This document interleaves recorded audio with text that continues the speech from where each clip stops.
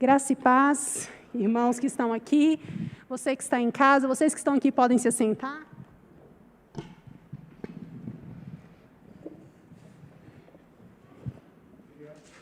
As crianças que estão aqui no templo,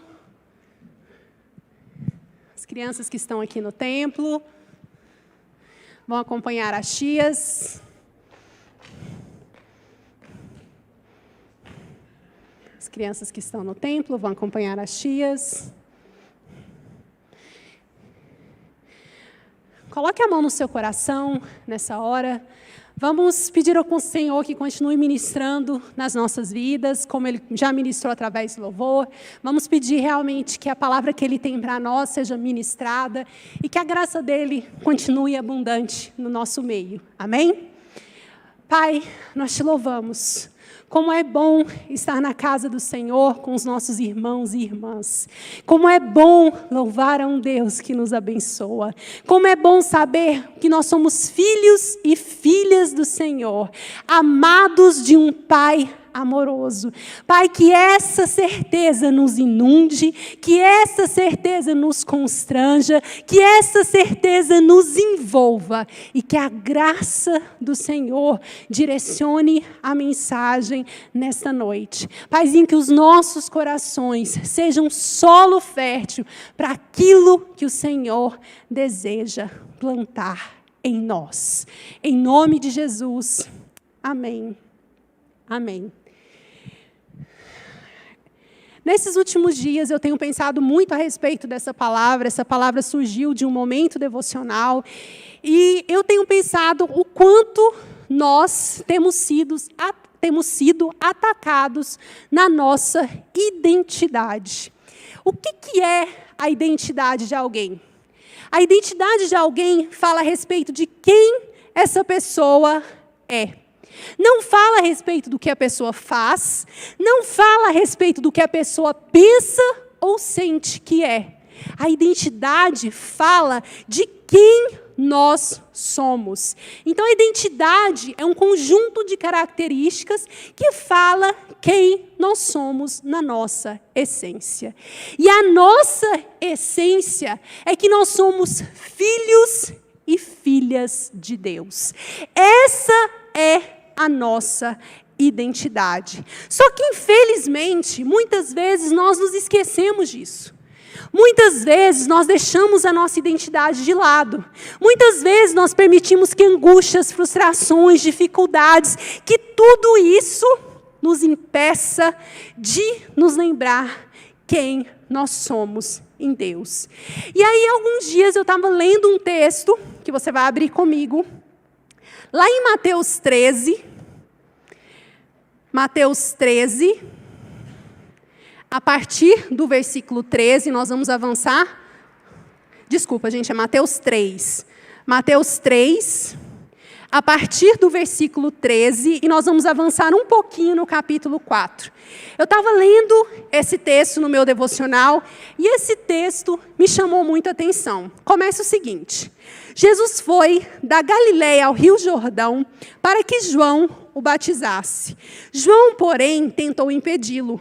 Eu é que preciso ser batizado pelo Senhor, disse ele. Então, por que vem a mim? Jesus respondeu: é necessário que seja assim, pois devemos fazer tudo que Deus requer. E João concordou em batizá-lo. Depois do batismo, enquanto Jesus saía da água, o céu se abriu e ele viu o Espírito de Deus descer como uma pomba e pousar sobre ele. E uma voz do céu disse: esse é o meu Filho amado, que me dá grande alegria. Em seguida, Jesus foi conduzido pelo Espírito ao deserto para ser tentado pelo diabo. Depois de passar 40 dias e 40 noites sem comer, teve fome. O tentador veio e lhe disse: se você é o Filho de Deus, ordene que essas pedras se transformem em pães.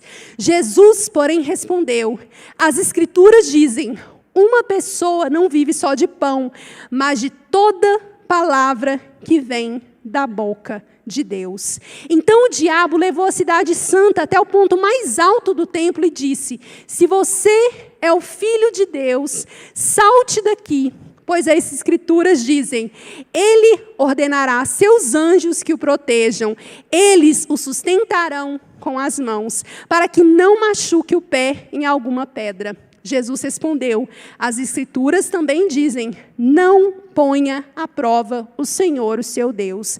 Em seguida, o diabo levou até um monte muito alto e lhe mostrou todos os reinos do mundo e sua glória. Eu lhe darei tudo isso, declarou. Basta ajoelhar-se e adorar-me.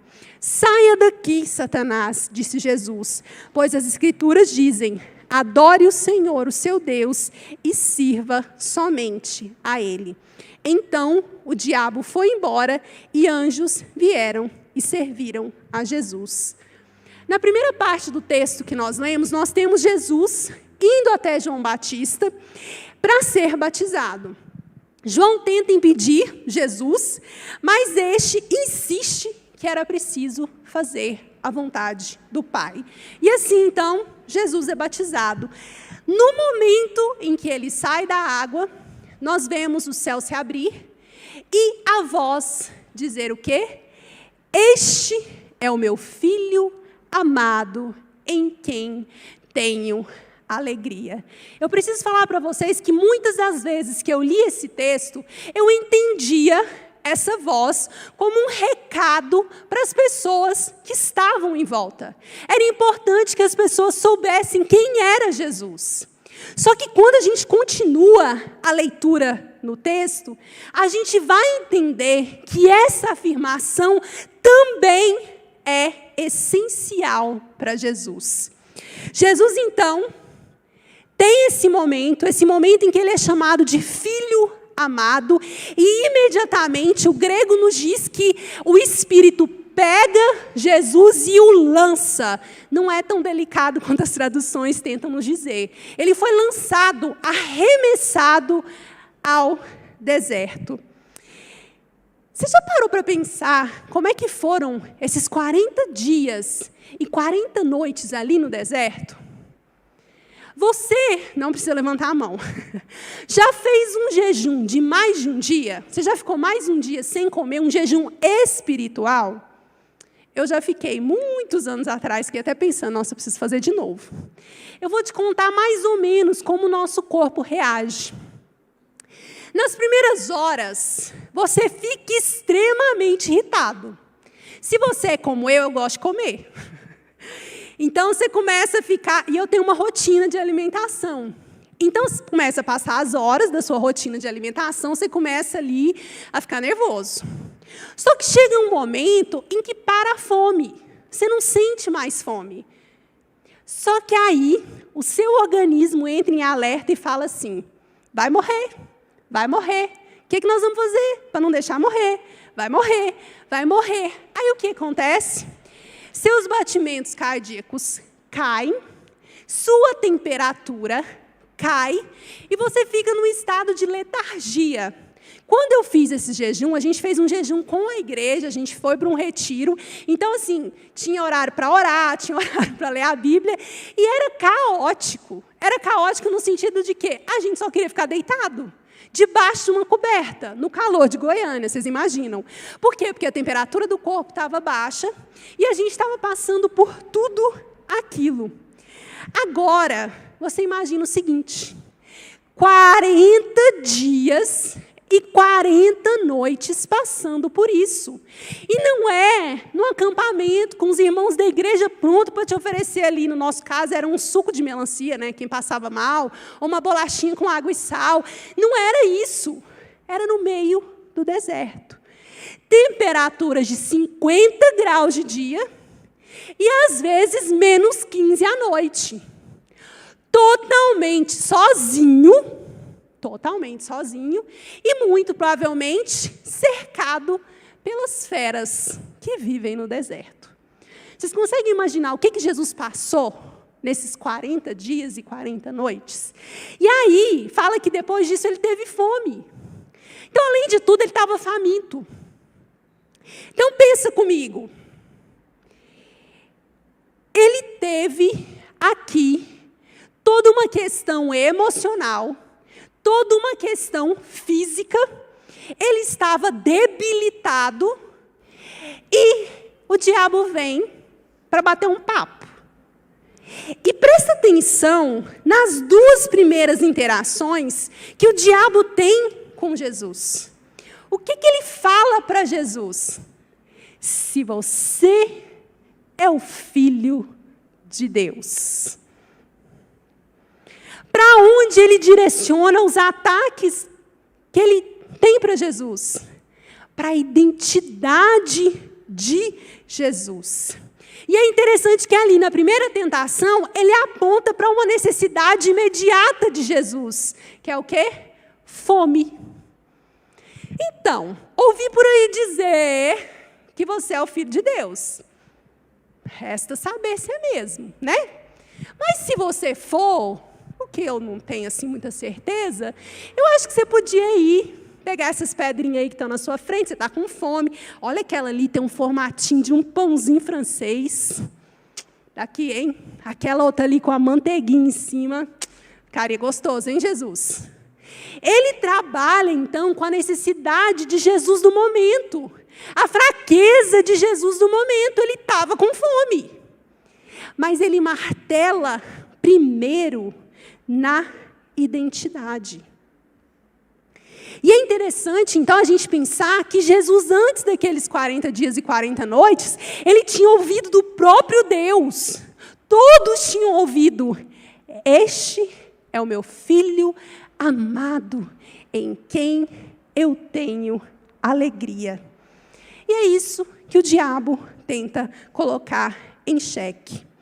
Jesus estava fisicamente enfraquecido e provavelmente emocionalmente cansado. E o diabo o tenta exatamente ali. E começa a lançar dúvidas sobre quem Jesus era. Você percebe que o diabo, ele não muda as técnicas? 2000 anos se passaram e as técnicas continuam exatamente as mesmas. Ele nos pega nos nossos momentos de fraqueza, de debilidade, de problemas, de angústias, e ele nos ataca onde nós estamos fracos naquele momento, é na nossa identidade. E é por isso que nós precisamos ter a nossa identidade firmada em Cristo. E aí, quando eu estava lendo esse texto, eu me lembrei de um outro texto em que a gente vai ver mais ou menos a mesma história, só que o final não é feliz. Abra comigo a sua Bíblia lá em Gênesis. Gênesis 25. Nós vamos ler dos versículos de 29 a 34. Gênesis 25, de 29 a 34. Certo dia, quando Jacó preparava um ensopado, Esaú chegou do deserto, exausto e faminto. Estou faminto, disse ele a Jacó. Dê-me um pouco deste ensopado vermelho. Algumas traduções falam sopa de lentilhas, né? Por isso Esaú também ficou conhecido como Edom. Está bem, respondeu Jacó, mas em troca, dê-me seus direitos de filho mais velho. Estou morrendo de fome, disse Esaú. De que me servem meus direitos de filho mais velho? Mas Jacó disse, primeiro, jure que os seus direitos de filho mais velho agora são meus. Esaú fez o juramento e, desse modo, vendeu todos os direitos de filho mais velho a seu irmão Jacó. Então, Jacó deu a Esaú um pedaço de pão e um ensopado de lentilhas. Esaú comeu, levantou-se e foi embora. Assim, ele desprezou seu direito de filho mais velho. Esaú, assim como Jesus, passou um tempo no deserto. Provavelmente não 40 dias e 40 noites. Mas o texto nos diz que ele chega em casa como Jesus terminou aqueles 40 dias e 40 noites. Exausto e faminto. Assim como Jesus, Esaú é tentado. Só que nesse caso, ele é tentado pelo seu irmão, Jacó. faminto e exausto, Esaú sente o cheiro do ensopado gostoso que Jacó estava fazendo. E Jacó sente o cheiro de uma oportunidade única ali no ar. Quando Esaú, então, pede um pouco do ensopado, Jacó pede algo em troca. Beleza, está aqui, vou te dar. Mas eu quero o seu direito de filho mais velho. Eu acho importante a gente se lembrar o que significava o filho mais velho para aquela cultura. Não era só uma questão financeira, era também uma questão financeira, mas ia muito além disso. O filho mais velho era o representante legal da família, quando ele assumisse logo, diante por exemplo, da reunião dos anciãos. Era o filho mais velho que ia representar a família. O filho mais velho era aquele que carregava o nome da família. Então, os filhos dele carregariam o nome da família. E tinha uma outra questão. O filho mais velho, ele era o cabeça da casa e ele era o líder espiritual. Era muita coisa. Era a identidade de filho de Esaú. Era quem ele era para a sua família, para a sociedade e no mundo espiritual. Jacó, a gente sabe, queria ser Esaú. E se a gente pensar que Esaú era o filho favorito de Isaac, era o filho amado de Isaac, Jacó queria ser o filho amado. Jacó, naquela troca, estava falando assim: me dá quem você é. Eu quero ser você. Eu quero tudo o que você tem e quem você é. Me dá quem você é. Esaú, faminto e exausto, não pensa em nada disso. Na verdade, ele desdenha da sua identidade. Ele fala o quê? De que me servem os direitos de filho mais velho? E ele abre mão de quem ele era por um prato de lentilhas. Esaú permite, então, que uma situação momentânea de fome e de cansaço levasse embora algo que era seu para sempre. E que seria para sempre porque iria perpetuar pelos seus filhos. Ele troca algo eterno por algo que é momentâneo. E quantas vezes isso não acontece conosco?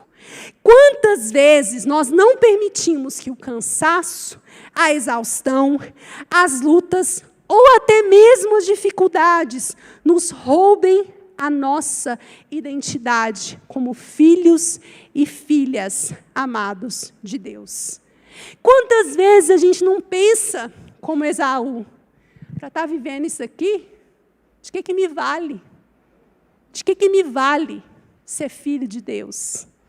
De que me vale ser filha de Deus se eu estou passando por isso aqui? E a gente acaba entregando ou abrindo mão do que nós temos de mais valioso e que durará a eternidade por algo momentâneo e passageiro. Esaú, por conta de um prazer, por conta de uma gratificação que logo passaria, abriu mão de algo que duraria a vida toda. E a sua atitude trouxe consequências não somente para ele, trouxe consequências para toda a sua família. Quando Jesus foi tentado, ele teve a oportunidade de fazer isso. Só que ele não o fez. Mesmo enfraquecido, mesmo cansado, mesmo faminto como Esaú, ele não teve dúvidas de quem ele era. Jesus não abriu mão da sua identidade em nenhum momento. e não deixou que qualquer dúvida fosse colocada em sua mente. Para Jesus não teve essa historinha de, e se tu és o Filho de Deus? Não, ele sabia quem ele era. Ele era o Filho amado em quem o Pai tinha alegria. E isso o sustentou no deserto e durante a tentação. Pouco tempo antes de ser crucificado, no Monte da Transfiguração, Jesus ouve mais uma vez: este é o meu Filho amado. Ouçam-no, deem ouvidos para ele. Sim, era um recado para os discípulos, mas era também um lembrete para Jesus. Vem aí tempos difíceis. Vem aí uma hora em que você vai desejar não carregar essa cruz. Mas você é o meu Filho amado. É muito importante a gente se lembrar disso, que antes da tentação e antes da crucificação, Jesus foi lembrado da sua identidade. E se Jesus, o Filho primogênito do Pai, foi sustentado por sua identidade, pelo fato de saber que ele era Filho amado de Deus, o mesmo vale para mim e para você. Para que a gente enfrente as lutas, as dificuldades, as crises e todo o resto, nós precisamos estar firmados nesta verdade. Nós somos filhos e filhas amados de Deus. Eu sou filha amada de Deus. Você é filho amado de Deus. Nós somos filhos e filhas amados de Deus. A Bíblia nos diz isso. Diz que a todos quanto receberam, deu-lhes o poder de serem feitos filhos de Deus. A Bíblia diz que é pela fé em Cristo Jesus que nós somos feitos filhos e filhas de Deus. E que o Espírito Santo de Deus testifica com o nosso espírito que nós somos filhos de Deus. Amém? E diante disso, eu quero deixar algumas aplicações para mim e para você. Não comece o seu dia sem se lembrar de quem você é. Depois que eu escrevi essa palavra, eu vou acrescentar essa prática. Eu já falei aqui algumas vezes que eu acordo todos os dias e falo o quê? Bom dia, Senhor. Bom dia, Jesus. Bom dia, Espírito Santo. Que é para eu ter a consciência de que eles estão ali. E agora eu vou acrescentar mais uma prática. Obrigada, Senhor, porque eu sou filha do Senhor. E eu sugiro que você comece o seu dia assim. Se for preciso, vai para a frente do espelho. Vai para a frente do espelho e fala: eu sou filho de Deus. Eu sou filha de Deus. Mas não comece o seu dia sem estar firmado nessa verdade. E se o dia estiver difícil, repete. Repete. Traz à memória o que te dá esperança. Sou filho de Deus. Sou filha de Deus. Sou filho amado de Deus. Sou filha amada de Deus. Está mais difícil ainda? Manda uma mensagem para um amigo. Estou precisando que você me lembre da minha identidade. Me lembra da minha identidade. E combina com os seus amigos. Fala: olha, vamos fazer um trato aqui. Quando o dia estiver difícil, eu vou te mandar uma mensagem, vou falar o seguinte para você: me lembra da minha identidade. E quando o seu dia estiver difícil, faz o mesmo. E eu vou te lembrar da sua identidade. Mande mensagens para as pessoas que você ama. Mande mensagens para os jovens da igreja. Mande mensagem para os seus líderes. Mande mensagens para os seus amigos. Você é filho de Deus. Você é filha de Deus. Faça isso. Pais, digam isso aos seus filhos diariamente, especialmente se eles são crianças, jovens e adolescentes. Diga isso todos os dias para os seus filhos. Você é filho amado de Deus. Você é filha amada de Deus. Pensamentos e sentimentos podem ser enganosos. Se o seu pensamento ou o seu sentimento está te fazendo duvidar, você está com aquele pensamento, mas será? Duvide do seu pensamento. Duvide do seu sentimento. É um exercício que a gente não está acostumado a fazer, mas que é muito importante. Se vem um pensamento à sua mente que não está alinhado com aquilo que Deus diz a seu respeito, para, respira, questiona. Onde que diz que isso é verdade? Porque a Bíblia diz lá, que eu tenho a mente de Cristo. Ah, mas você é burro. Onde que diz que eu sou burro? A Bíblia diz que eu tenho a mente de Cristo. A Bíblia diz outra coisa lá. É um exercício que a gente não aprende a fazer, mas que a gente precisa fazer. A gente precisa questionar os nossos pensamentos, a gente precisa questionar os nossos sentimentos, a gente precisa levar todo o pensamento cativo a Cristo. Isso é levar todo o pensamento cativo a Cristo. Peraí, é isso mesmo? Não, não é isso não. Isso é um exercício que a gente precisa fazer. Outra coisa, não se deixe vencer pelo cansaço, pelas dificuldades ou pelas tribulações. Não deixe que eles roubem a sua identidade. Se estiver cansado, descansa. Não desista, não joga toalha. Não fala, tudo eu, nada acontece comigo. Tudo eu nessa casa. Não, descansa. Dorme, porque às vezes a gente precisa dormir mesmo, a gente está cansado, está correndo, está difícil. Deita e dorme. Ou às vezes come. Porque às vezes é isso, gente. Às vezes a gente está ali, ficou muito tempo sem comer, está irritado, é porque está com fome. Bebe água. Como diz a minha mãe, antes de comer. Entendeu? Faz isso. E, por fim, eu quero que vocês prestem bastante, o pessoal do louvor pode subir. Eu quero que vocês prestem bastante atenção no que eu vou dizer agora. Não importa pelo que você está passando, vai passar.